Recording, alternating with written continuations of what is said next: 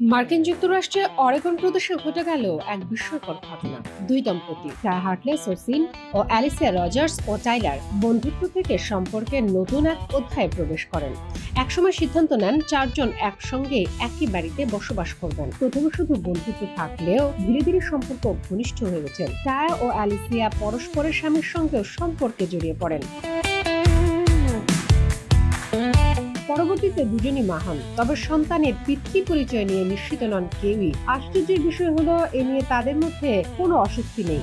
27 বছর বয়সী টায়া জানান, আমরা আসলে একটি বড় পরিবার, বাবা মা হিসেবে আমরা একসঙ্গে সব দায়িত্ব পালন করব। চারজনই খোলাখুলি জানাচ্ছেন, প্রথমে কিছুটা দ্বিধা থাকলেও মনের কথা চেপে রাখা সম্ভব হয়নি। অবশেষে 2020 সালের শুরুতে তারা একসঙ্গে থাকা শুরু করেন।